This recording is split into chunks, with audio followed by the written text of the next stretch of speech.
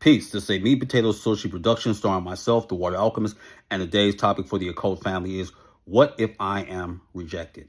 So I want all people to have this clarion call, and please listen to this message if it resonates with you. If not, then simply discard it. So I want to say, what if you were rejected? What do I mean by that? Well, let me take the black community, for example. I don't want people to think because they are possessors of high melanated content that automatically that ensures them that they are going to be one of the children of the Orisha.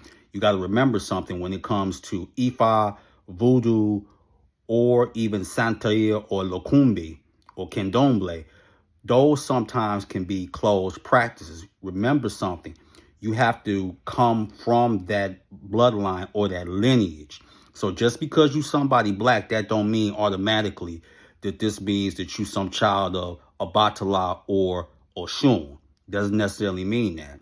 And if you're white, that doesn't necessarily mean that you're supposed to practice the Norse pantheon with Thor or Loki or Hel or Freya or Odin. Doesn't actually mean that. So how do you handle rejection? Well, that's simple. One door closes, another one opens. Now, what do I mean by that?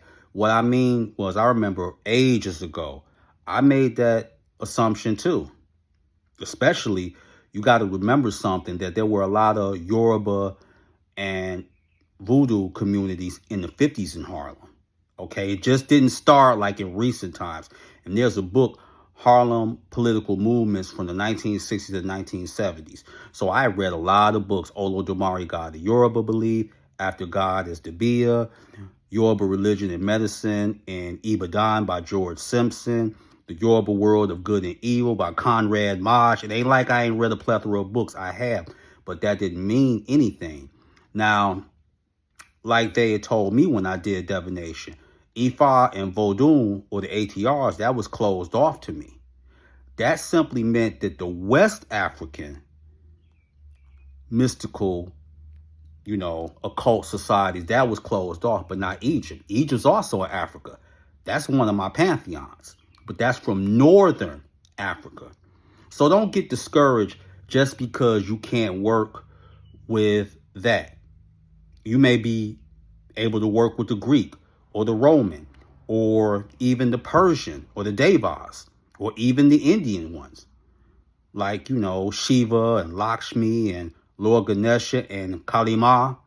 So do divination and don't take nothing personal. There's always a pantheon for you to work with. But give yourself time, and especially give yourself grace. Be patient and just be diligent. And just like you looking for that pantheon may bump into you sooner than later. So don't take rejection so personal and get demoralized. That's very important in this path. And a lot of people, you may work with some deities that your people that you may associate with in the occult community, that may be close to them. You got to tell them what mentor is telling you. Don't take it personal and don't get in your feelings. There's someone out there for you, or some of you may be able to deal with Major Ryan magic, or even working with Arachne, the Spider Queen. And she don't work with a lot of people. Trust me, this I know. So with that, that is your meat and potato sorcery for the day. I am the Water Alchemist. Be water, my friends. Peace.